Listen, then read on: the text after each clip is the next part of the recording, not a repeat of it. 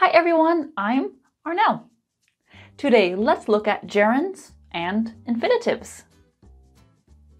Okay, I've organized today's lesson with a Venn diagram. But I like to say Venn diagrammer. Okay, you can see we have rules for gerunds and we have rules for infinitives. But right in the middle, we can see 2 points. Both can start a sentence. Both can come after certain verbs.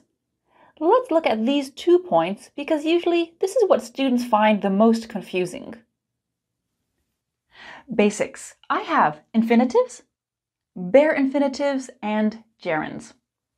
Infinitive, also called to infinitive. To plus base verb. To eat, to play, to go, etc. Bare infinitives are also called zero infinitives. Same thing. We don't have the to. Eat, play, go, etc.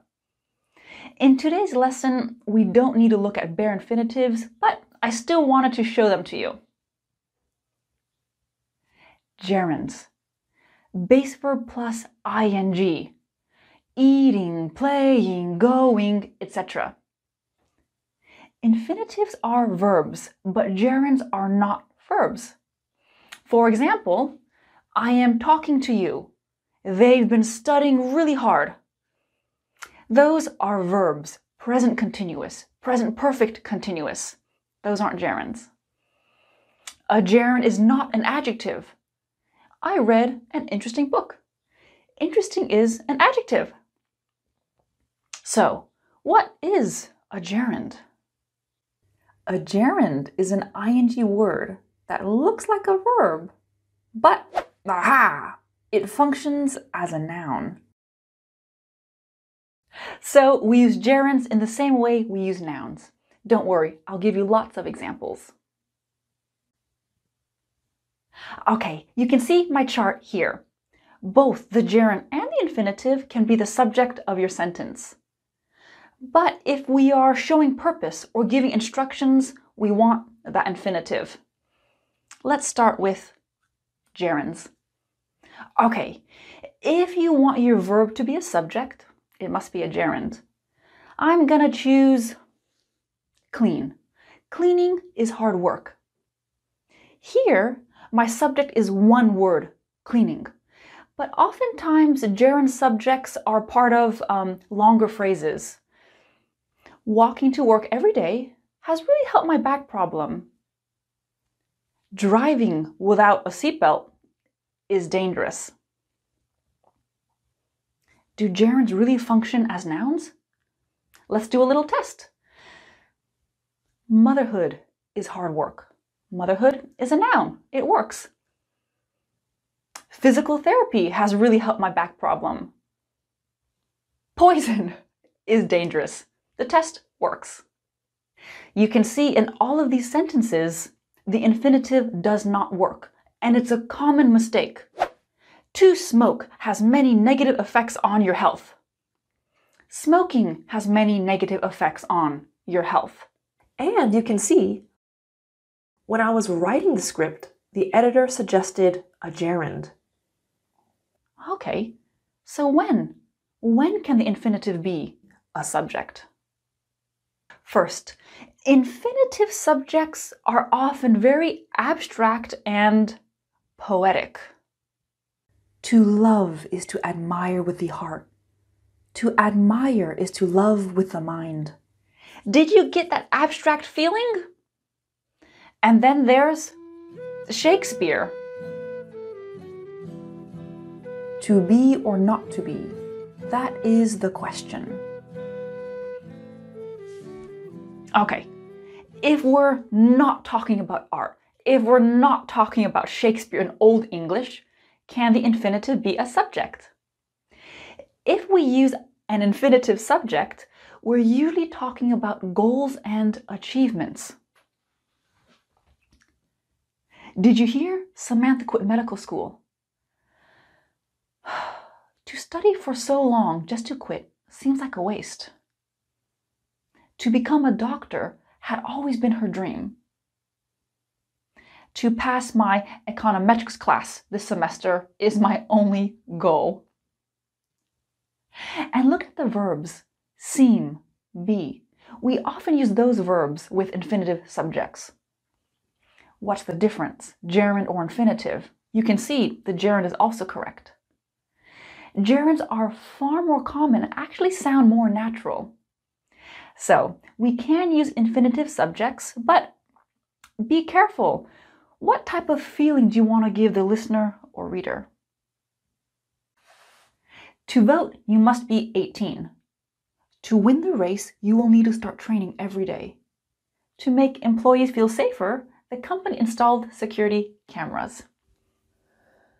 I'm so confused. Why is the infinitive okay here but not the gerund? You said the gerund is more common. Right. This is different. To vote, to win, and to make. These are short for in order to. We use the phrase in order to show purpose.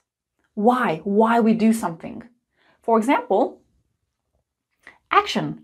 I wear glasses. Why? In order to see. I wear glasses in order to see, or I wear glasses to see.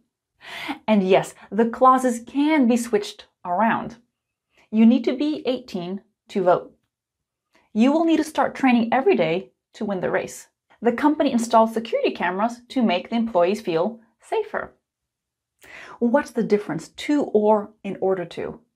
In spoken English, in order to isn't really common. Save that for written English. When we're speaking, we just say to. And when the to phrase comes first, we need a comma. But if the to phrase comes later, we don't need a comma.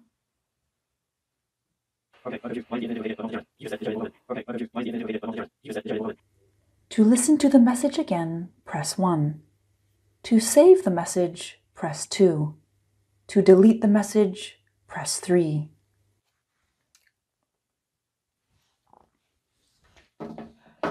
Okay, we often use to at the start of our sentence when we're giving instructions, kind of like what you just heard. Or maybe on a blog or website, you'll see something like this.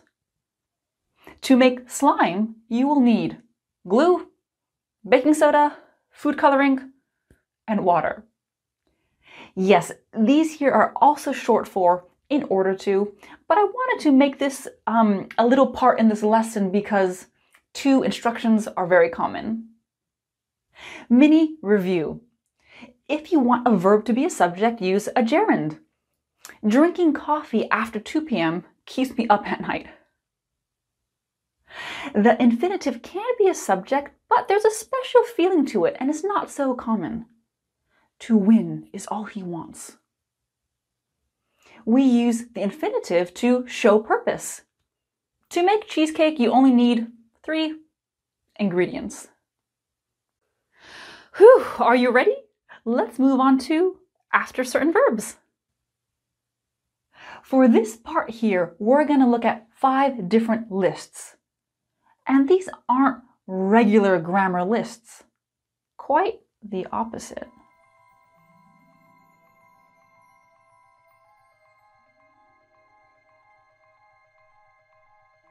There are 5 special grammar lists. If you learn these lists, you will be an English master.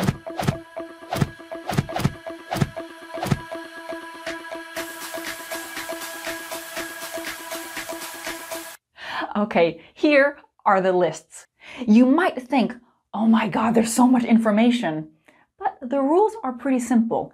And I'll put these lists in the description down below for you. You can just copy them. We can get through lists 1 through 4 pretty quickly. We need to spend more time on list number 5. List 1. These verbs here are always followed by the gerund. Let's choose avoid. Definition. To stay away from someone or something because you don't like it or it's dangerous.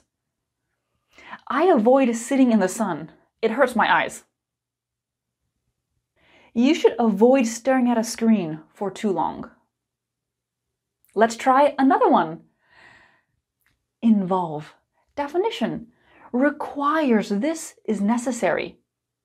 Learning a language involves studying a little bit every day. Double gerund. My subject is a gerund, and I have a gerund after involves. So these verbs are always followed by a gerund. Don't forget, because a gerund functions as a noun, yes, these verbs can also be followed by a noun. Let's move on to list 2. These verbs are always followed by the infinitive. I'm gonna choose manage. Definition: to successfully complete a difficult task. I finally managed to find a babysitter for Friday night. Let's do refuse.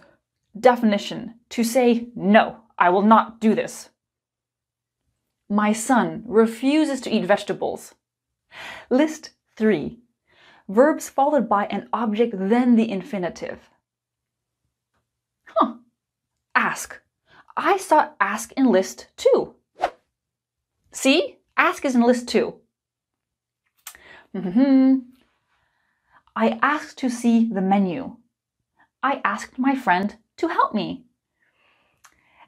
Ask can be used in both ways. In the first sentence, I'm doing the seeing. In the second example, my friend is doing the helping. So when it comes to grammar rules, it's important to have a bit of flexibility. Let's try remind. Definition: to help someone remember. Please remind me to call mom later and say happy birthday. List number 4. These verbs here can be followed by either the gerund or the infinitive, and there's really no difference in meaning. Let's try can't stand. Definition: to hate. I can't stand seeing you sad. I can't stand to see you sad. Start. The 2 drivers started shouting at each other. The 2 drivers started to shout at each other. Same thing. Okay, last list. Let's look at list number 5 in a bit more detail. We'll do each one, starting with remember. Remember plus gerund. I have the memory of a past experience or action. I remember learning how to swim with arm floaties. Did you see anything suspicious last night around 10 p.m.? I remember seeing a man carrying a large suitcase, but nothing looked suspicious. Plus infinitive. Oh, I can't forget to do this. Please remember to cancel your dental appointment. Don't forget. All students must remember to bring their passports with them. Don't forget. We can use remember plus infinitive to talk about the past as well, but it's not a memory. It's something we didn't forget to do. I'm so happy you remembered to turn off the stove. Answer these 2 questions to compare. What's something you remember doing as a child? What's something you need to remember to do later? Double infinitive. Need, needs, an infinitive. Remember needs, an infinitive in this case. Double infinitive. Forget. It's just the opposite of remember. Plus gerund. I don't have the memory of a past experience or action. Look how cute you were when you were little. Aww, I will never forget playing with Addie. She was my best friend. Plus infinitive. Oops, I didn't remember to do this task. Wait. Why do you always forget to take out the trash? Oh man, I forgot to get gas. What's something you will never forget doing? What's something you always forget to do? Try plus gerund. You do different things to find the best solution. You experiment. I can't sleep at night.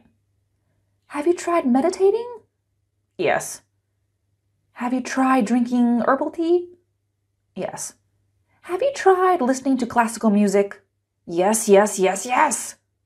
You're so cranky. You should try sleeping more. We often use try plus gerund when our previous ideas did not work. Plus infinitive. With the infinitive, there's a difference between the present future and the past. In the present future, I will attempt this action, but I think it will be difficult.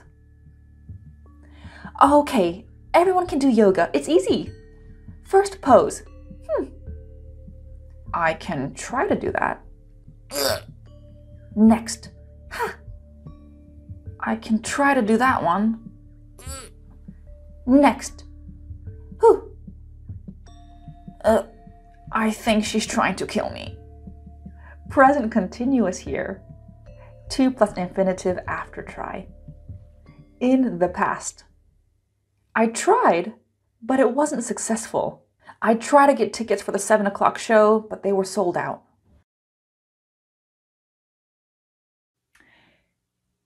If someone thinks learning grammar is boring, what should they try doing? What's something you tried to do? What's something ambitious you tried to do, but failed? Stop plus gerund. Don't do this anymore. Can you please stop chewing your gum so loudly? Don't do this anymore. I stopped going to my French class. I don't go anymore. Plus infinitive. I stopped one action because I wanted to do another action. Maybe the first action will continue, maybe it won't. The context will tell us. I ran almost 1 full hour, but I did stop to take pictures of some ducklings. The car stopped to let the ambulance pass.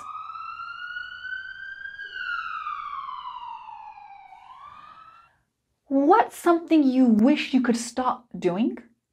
And when you're working or studying, how often do you stop to take a break? Regret plus gerund.